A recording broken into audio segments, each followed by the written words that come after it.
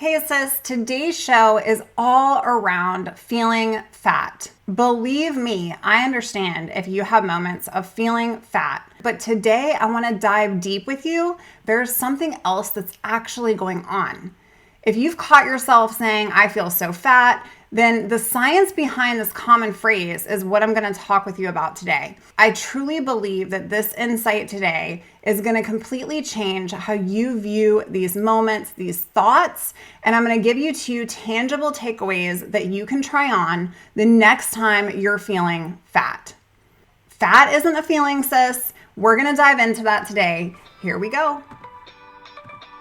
Hey girl, welcome to the Her Best Self podcast. I'm Lindsay Nickel, former competitive figure skater and perfectionist, turned God-led imperfect boy mom and digital CEO. If you find yourself constantly thinking about food and wondering if you'll wake up one day free from the obsessive thoughts and behaviors controlling your life, then I've created this podcast for you. Because I know exactly what it's like to be a downright hot mess, trapped in a destructive cycle of disordered eating. I finally found freedom, and you can too, girlfriend. So if you're ready to heal your relationship with food and body and break the chains of control and show up in your best health, then grab your favorite Tarjay journal and let's get to it. So you can start living your best life as your best self. Did you know that 92% of the time when you're feeling fat, you're actually experiencing a completely different emotion? Today, we're diving into the science behind this powerful truth. And I wanted to share some more eye-opening statistics with you because research is so clear in this area. And it shows that 95% of women engage in what we call fat talk. That's right, almost every single one of us. On average, women spend 50 minutes every single day feeling fat. I want you to think about that. Almost an hour of every day is lost to these thoughts. Now you mix in an eating disorder, disordered eating behaviors, over-exercise. All of those things contribute to it and magnify it. But here's the game-changing truth. 80% of these moments have absolutely nothing to do with your body, nothing. I want you to let that sink in for a minute. I remember in my own journey, there were so many days when I would wake up just feeling fat, like my body physically felt bigger. But the reality was that nothing had changed in my body overnight.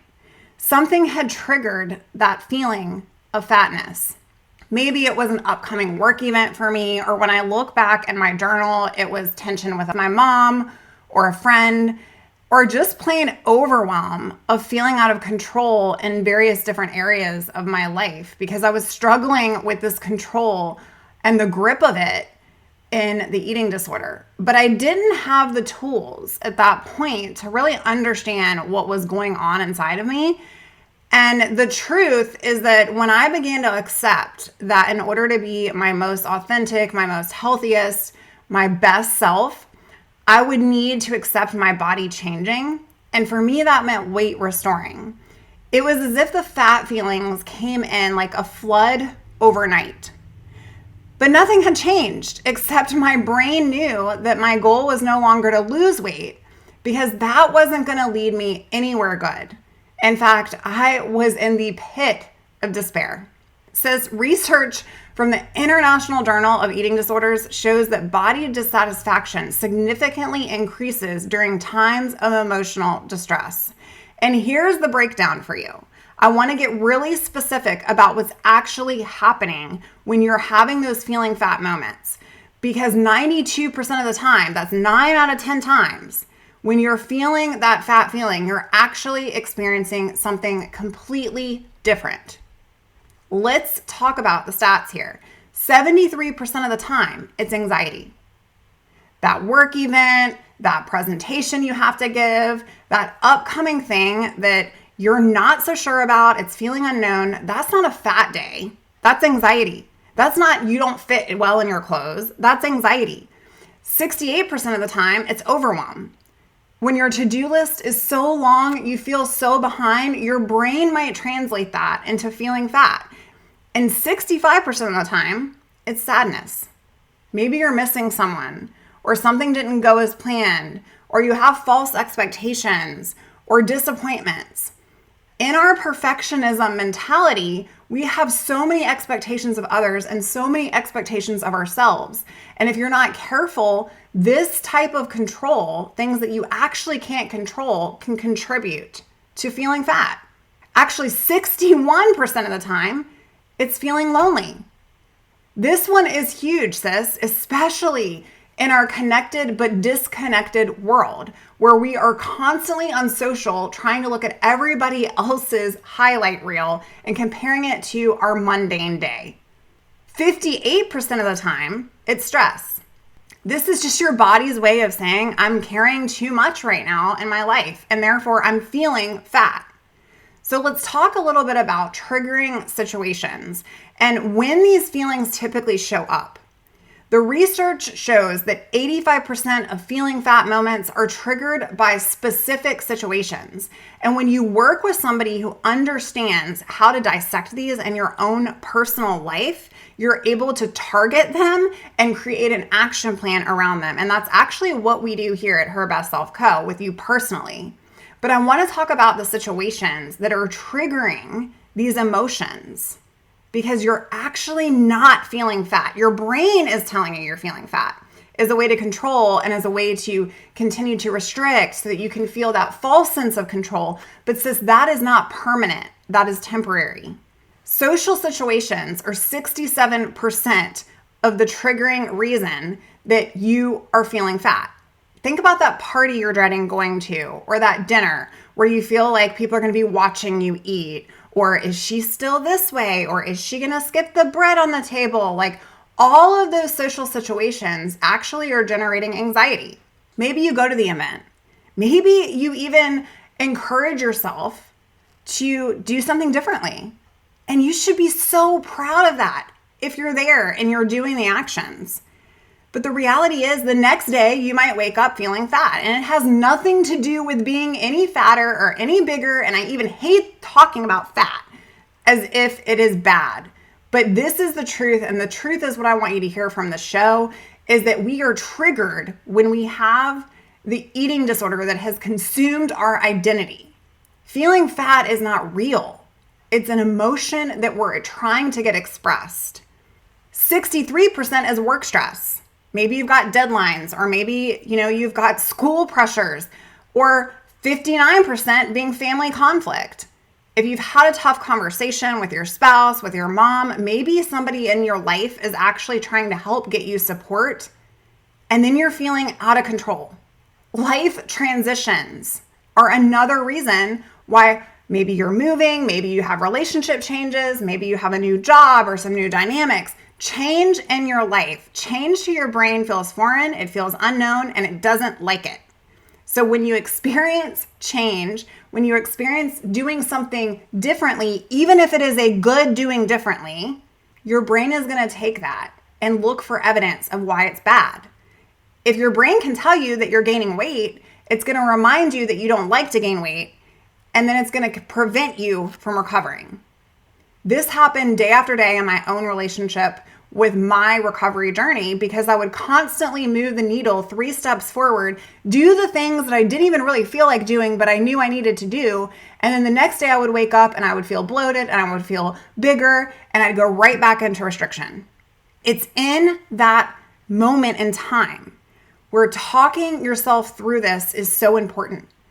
That feeling I'm feeling right now is coming from a different emotion. Maybe it's anxiety because I'm doing something differently. Maybe it's overwhelm because I have so many things on my list and this is just another one I'm adding. Maybe it's sadness because I feel like I'm going to have to let go of this thing that secretly is mine and has been for so long.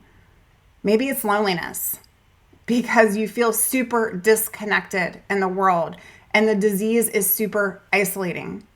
Or maybe it's stress.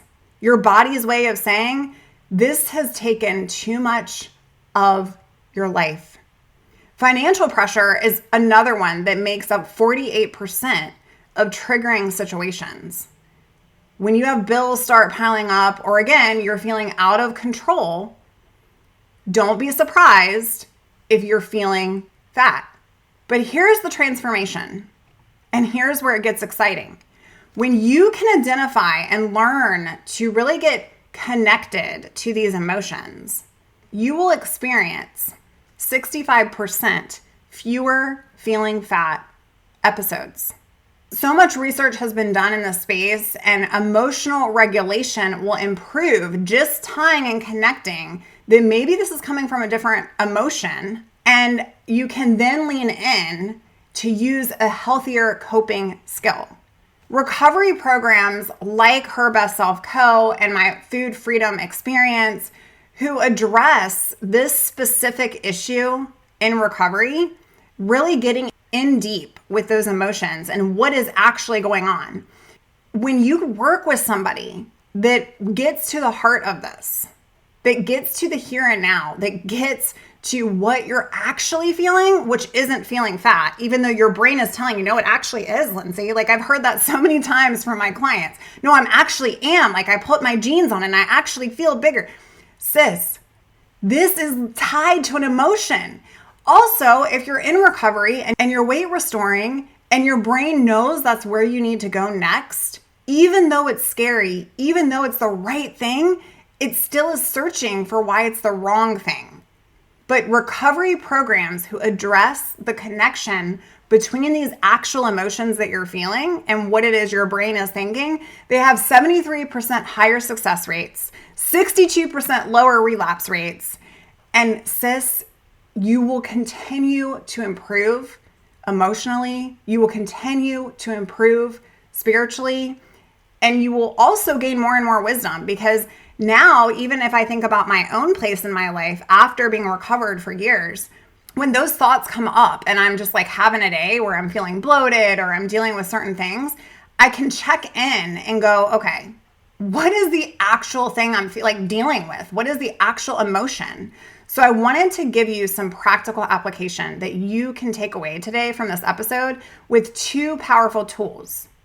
One is the emotional translator, and that is what I call this tool for you to use when you're catching yourself in that feeling fat place. Like, you wake up and you're like, I went to dinner with friends yesterday and I had a couple bites of this appetizer and I've never done that before, and now I'm just going to explode, but I know it's the right next step for me.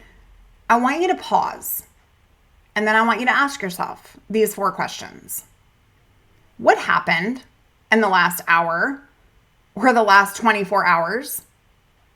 What is on your mind about the upcoming day or about tomorrow? Who is on your mind? What are you thinking about? And what is on your to-do list? When you can go into that level of thinking, you can journal it out, you can get it out, and you can actually see what is in your life that's going on that's creating that emotional dysregulation that you're feeling, whether it's anxiety or overwhelm or sadness or loneliness or stress, and you can attack it at the core. Okay, the second tool is the recovery response plan. And instead of diving into food rules or into body checking, I want you to name that actual emotion that you're feeling. Okay, because fat is actually a macro. We've got our proteins, carbs, and fats. It's actually a macro, sis. I want you to name the emotion that you're feeling. Not good enough. Rejected. Whatever that is for you. Write it down. And then take some deep breaths. Get really mindful, get really present. I talk about mindfulness in my show a lot, and I know that to some people that sounds like, very cliche and just be mindful. But it's important that you ask yourself what you need right now. What do you need right now? The reality is you don't need to restrict right now. Your logical mind knows that. The eating disorder brain just wants to control. But you're not living from that place anymore. What do you need right now?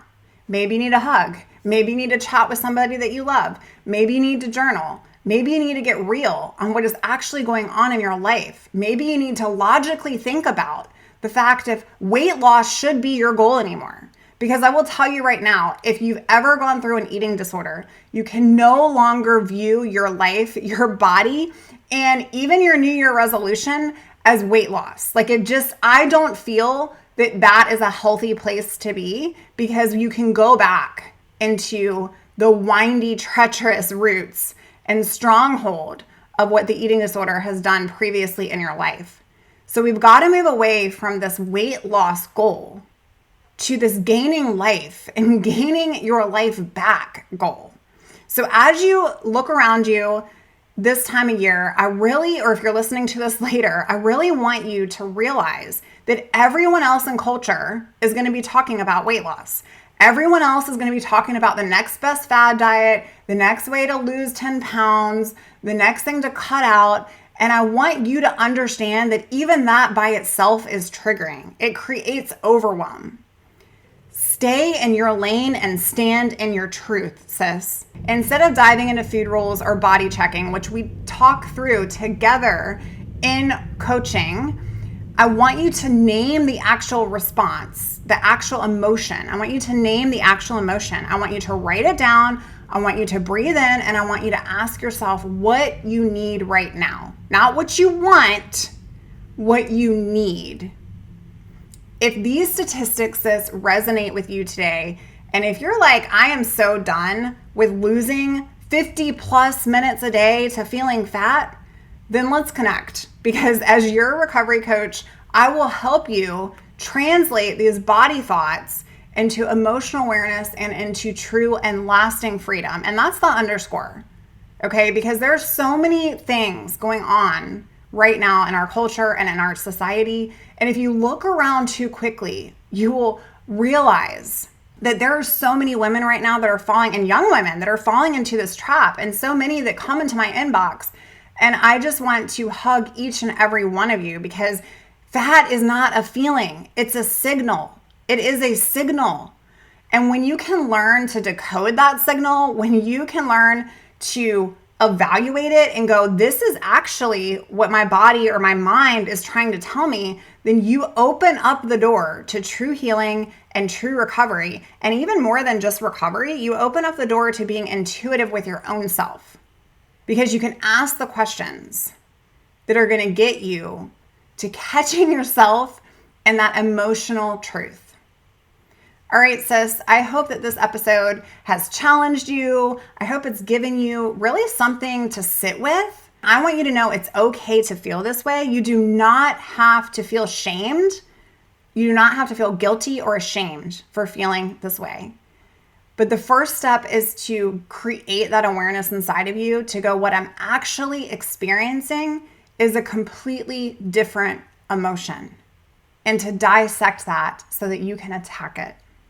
Because 80% of these feeling fat moments, friend, they have absolutely nothing to do with your body. They have nothing to do with your body. And they're all happening in your mind. All right, girl, I love you to death, and I cannot wait to help you and lead you and guide you in 2025 so that you can become the very best version of yourself.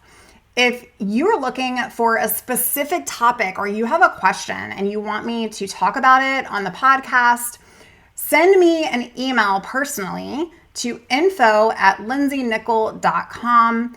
And I'd love to hear from you. I'd love to get what is on your mind so that we can talk about it here on the show. Thank you for your listen, and I will talk to you real soon. Bye for now. Oh, friend, thank you so much for letting me share what was on my heart today. My hope for this podcast is to help more women find freedom from food and body. If this has empowered or blessed you, let me know. I'd be honored for your rating and review of my show, and I'd love to connect with you in my private Facebook community. You really can move from perfection to purpose. Let's break the chains together. I'll help navigate the way. Until next time, bye for now, girl.